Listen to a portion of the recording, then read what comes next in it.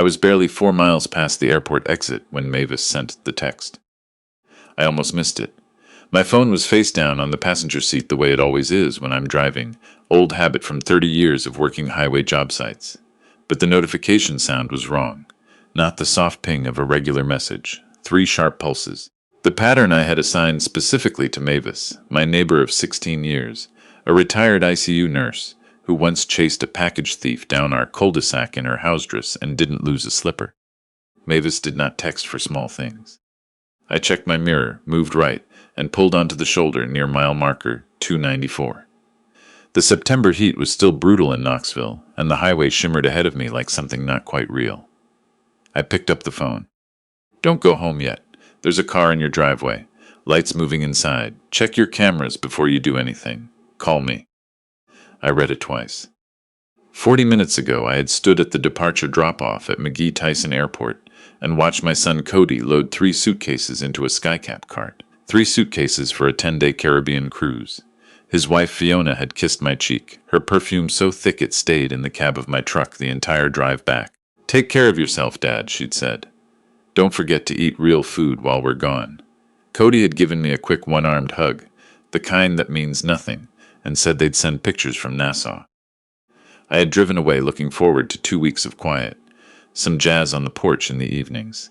Vera's recipe box on the kitchen counter, the one I'd been slowly working through since she passed, trying to learn the dishes she had made for 38 years. Soup, beans, and cornbread, her lemon chess pie. Simple things. Now I was on the shoulder of I-40 staring at a text from Mavis that had turned the quiet inside me into something colder and harder than quiet. I opened the security app. The front door camera showed my driveway. A gray Nissan Altima was parked half on the grass in the way a person parks when they have no intention of staying long and no concern about what anyone thinks. I switched to the living room feed. The image was crisp. I had installed the system myself 18 months ago after a string of break-ins in the neighborhood. 4 cameras, cloud-stored, motion-activated. I could see everything. My son was standing in my living room, still wearing the polo shirt from the airport. Fiona was at my bookshelf, pulling books down one by one, shaking them, dropping them on the floor. Standing at my roll-top desk, the one I had built in the garage the summer after I retired, was a man I recognized immediately. Ronnie Bates, real estate investor. I'd met him twice at neighborhood association meetings. The kind of man who arrives with a business card and leaves with your information. They had not gone to the airport, or they had, and walked right back out the other door. I turned up the audio. "It has to be in the desk or the safe," Fiona was saying. Her voice was nothing like the one she used to tell me not to forget to eat real food. This voice was flat, impatient, the voice of someone who has been planning something for a long time. He kept everything in this room. Vera always said he didn't trust banks with the important stuff. Cody was pacing. "The safe is biometric. We talked about this." "I know what we talked about, Cody." She set a book down hard. "Ronnie has someone who can bypass the reader. We just need time." Ronnie was rifling through my desk drawers. He pulled out a manila folder, flipped through it, put it back. "You said 2 weeks," he said, not looking up. "That's what I planned around. 2 clean weeks." "He won't come back early." Fiona turned toward the camera's direction, not seeing it, looking past it at the framed photograph on the mantelpiece. Vera and me at the Grand Canyon in 2019. The last good trip before her diagnosis. He's the type who putters around the house and pretends he's fine. He won't bother anyone. She said it the way you describe furniture you haven't decided whether to keep. Then she walked to the kitchen. I switched cameras. I watched her open the cabinet above the refrigerator. She moved a box of cereal. She moved a bottle of vitamins. And then she found what she was looking for. Not money, not documents. She found Vera's recipe box. The wooden one I'd made in the garage 20 years ago. Simple pine with a sliding lid, painted yellow because Vera said the kitchen needed more yellow. Inside were 412 index cards in Vera's handwriting, organized by category with hand-labeled dividers she'd made from cardstock. Every dish she'd ever perfected, 40 years of Sunday dinners. Fiona looked at it. Then she set it on the counter, slid the lid off, and turned it upside down. 412 cards cascaded across the kitchen floor like a deck of cards thrown in anger. They slid under the stove. They fanned out across the linoleum. beef stew, peanut butter cookies, Christmas morning casserole. Fiona crouched down, read 2 or 3, dropped them back on the floor. She kept everything handwritten, Fiona said. Vera didn't trust computers either. It runs in the family. She kicked a small pile aside with her foot. I was still on the shoulder of I-40. A tear had made it halfway down my cheek before I noticed it. I wiped it away with my thumb. My hands were steadier than I expected. 30 years in telecommunications infrastructure, building fiber networks in bad weather, on impossible timelines, teaches you that panic is a luxury you cannot afford when the structure is failing. I put the truck in drive. I did not head toward home. If I went back to that house, I would be walking into the situation with nothing. No preparation, no leverage, no plan. Rage is not leverage. Grief is not leverage. I had just watched my son's wife scatter my dead wife's recipes across the kitchen floor, and what I felt in that moment was not the kind of thing that produces good decisions. I needed to think the way I had always thought when something important was at risk. Identify the load, find the weak point, design the collapse. I called Aldous. Aldous had been my college roommate at UT Knoxville, then my groomsman, then the man I called at 2 in the morning when Vera's doctors first used the word terminal. He had practiced estate law in Knoxville for 31 years. He was the kind of attorney who wore the same 2 suits on rotation because he said anyone who dressed to impress in a courtroom was compensating for something. He picked up on the second ring. "You're supposed to be enjoying your empty house," he said. "Aldous." I kept my voice level. I was proud of that. "I need you to listen. Cody is in my house right now. He's with Fiona and Ronnie Bates. They're looking for the safe documents. They want to move on the deed." A long silence, then quietly, "Where are you?"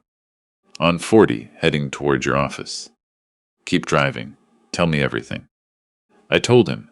The airport, the cameras, Ronnie Bates and whatever equipment he was bringing to bypass the biometric lock.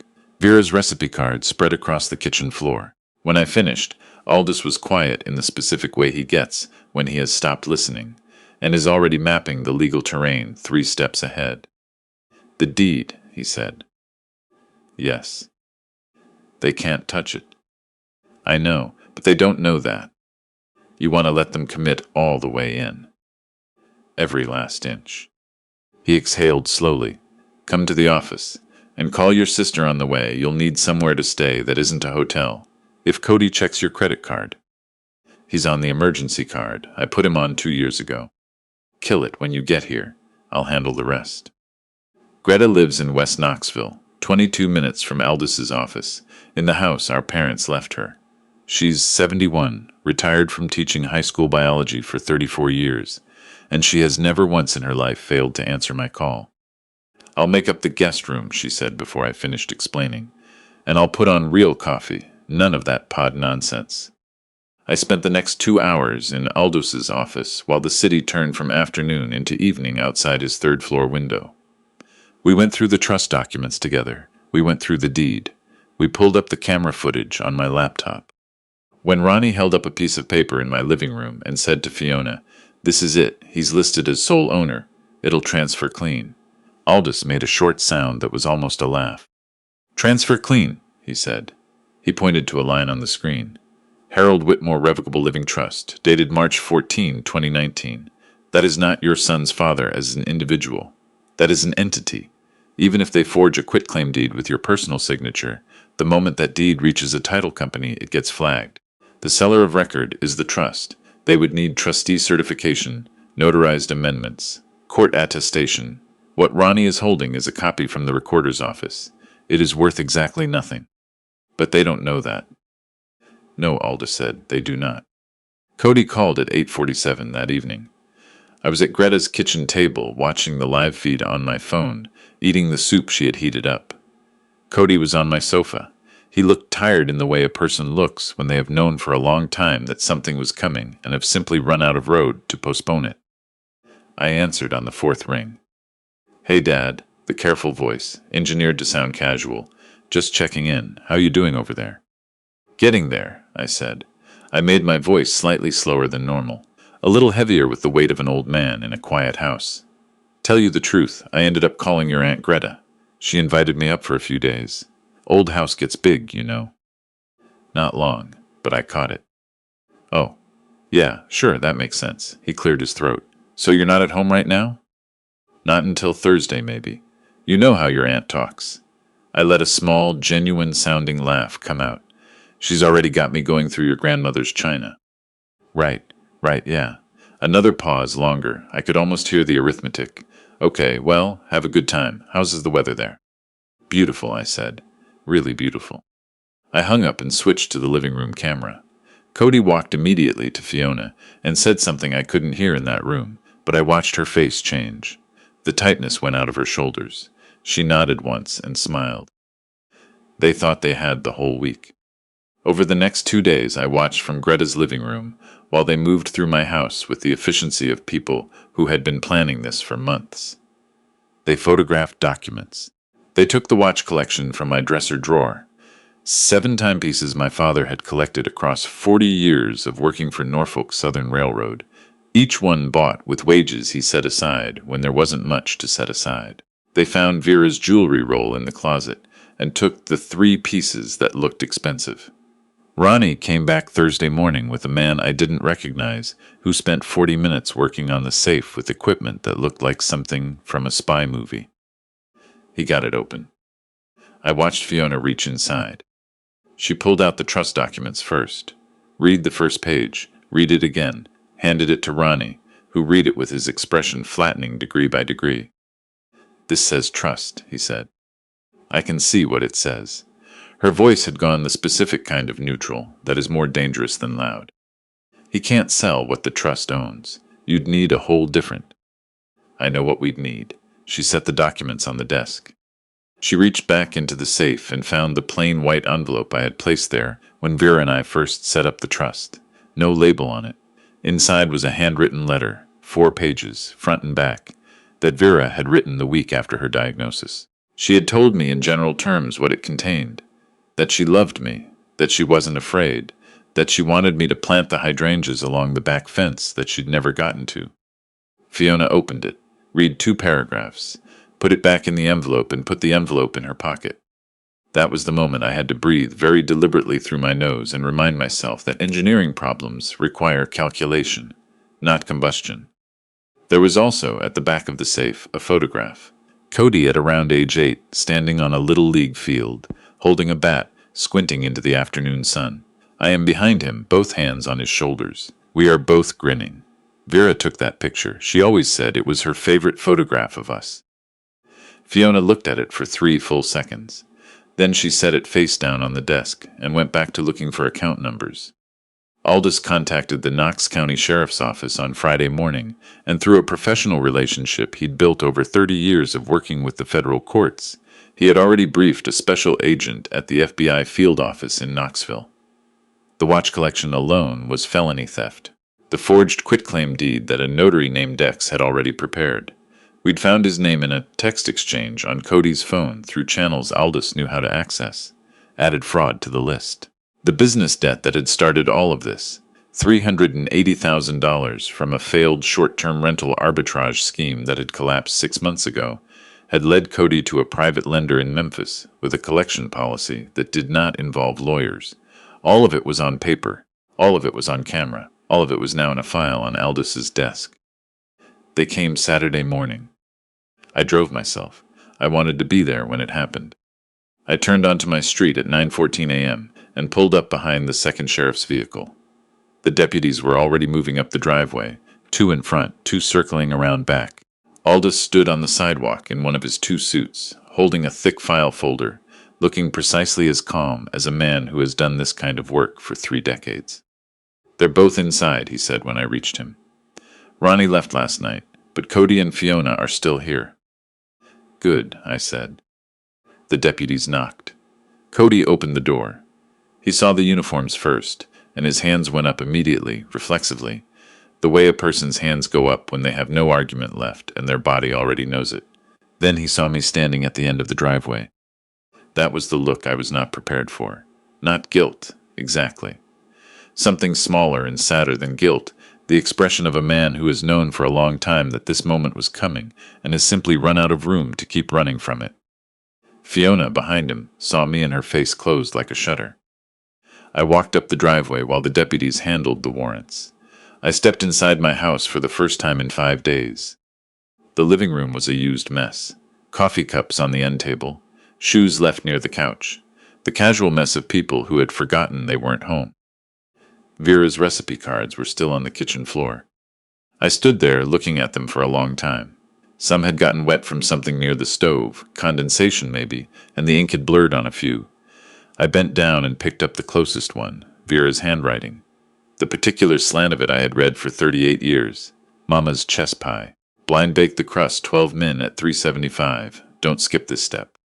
I held it carefully. I set it on the counter. Outside, I heard my son's voice say my name. I walked out. He was at the bottom of the porch steps. Hands zip-tied in front of him. He looked younger than 34 and simultaneously much older. The way people look when a thing they have been carrying for a long time has finally been set down somewhere they cannot pick it back up.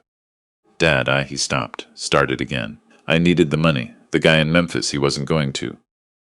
I know what you needed, I said. I know about the arbitrage deal. I know about the lender in Memphis and what he charges when you miss a deadline. I had found everything in the documents they'd left on my desk. Son, you could have called me. You have my number. He looked down. You would have said no. Maybe. I let that sit for a moment. Maybe not. But I would have said it to your face and you would have walked away knowing where you stood. Instead, I looked at the house. My house. Vera's house. Instead, you came in here and took your grandfather's watches and forged your name onto a deed that doesn't transfer to anyone because the property has been in a trust since 2019. Your mother set that up. She was smarter than both of us, Cody. She loved you, and she knew you. I reached into my jacket pocket and pulled out the white envelope. The one with Vera's letter. A deputy had found it in Fiona's purse that morning. Your mother wrote me a letter the week she got her diagnosis. You want to know what the last line says? I didn't wait for him to answer. It says, tell Cody I understand him better than he thinks I do. I put the envelope back in my pocket. She understood you. She still left every penny of her life insurance to Eastside Community Ministries. Changed the beneficiary 4 years ago. I paused. Right around the time Fiona joined the family. Cody closed his eyes. The week before your mother died, I said, keeping my voice level with the last of whatever structural integrity I had left, she asked the night nurse if anyone had come to visit. The nurse said no. Your mother nodded and asked for a glass of water and didn't say another word about it. I watched his face. I found out from the visitor log. She never told me. She protected you, Cody, even then. I need you to understand exactly what you chose when you let that woman make your decisions. He didn't say anything. He stood there with his eyes closed and his bound hands in front of him. And whatever was happening behind those eyes was between him and his mother and the years that were now unreachable. The deputies moved them toward the vehicles. Fiona walked with her chin up and her jaw set, performing composure for no one. Cody walked like someone who has had something heavy removed from them and hasn't learned yet how to carry the absence. I watched the patrol cars until they turned the corner. Aldous appeared at my shoulder. Ronnie was at a Hampton Inn off I-75, he said. The watches were in a duffel bag in the trunk of his car. He paused. You can pick them up from the sheriff Monday. Thank you, Aldous. Go inside, he said. Get some rest. I went inside. I locked the front door. I stood for a moment in the quiet of the house, just breathing it in.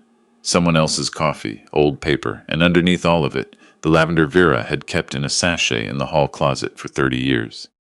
I went to the kitchen. I found a clean dish towel and spread it on the counter. Then I started picking up recipe cards, one at a time, reading each one before I placed it on the towel. Chicken and dumplings, banana pudding, the brisket she made every New Year's Eve without fail. 412 index cards in Vera's handwriting, each one a Saturday afternoon, or a holiday, or an ordinary Tuesday when she had decided to try something new. I put them back in order. I slid them into the box. I set the lid on. 3 weeks later, I was on the porch when Mavis came over with a dish of green bean casserole. She didn't ask questions. She just sat in the other chair, and we drank sweet tea while the October light came down through the oaks in long gold bars across the yard. Your granddaughter's coming Saturday, she asked. Saturday morning, I said. My daughter lived in Asheville. 2 kids. The younger one, 7 years old, all soccer cleats and opinions, had called me twice in the past 3 weeks to tell me about her games. She didn't know most of what had happened. She didn't need to. Mavis rocked slowly. You going to be okay, Harold? It was the first time anyone had used my name in what felt like a long time. I let it settle the way good things settle. Not easily, but completely. I think so, I said, and I meant it the way you mean things that are true even when they're incomplete. The way you mean a foundation is sound even when everything built on top of it needs to be rebuilt from scratch. The ground holds. That is the only thing that has to be true first. The oak in the front yard was turning. The one Vera had planted from a $3 sapling she bought at a church sale 31 years ago. It was 40 feet tall now and would drop enough leaves in the next 6 weeks to keep me raking for the better part of a month. I had been dreading that raking, alone. Sitting there with Mavis's casserole warm on the table beside me, and a grandchild coming Saturday morning, and the recipe box back in order on the kitchen counter, I found I was looking forward to every last leaf.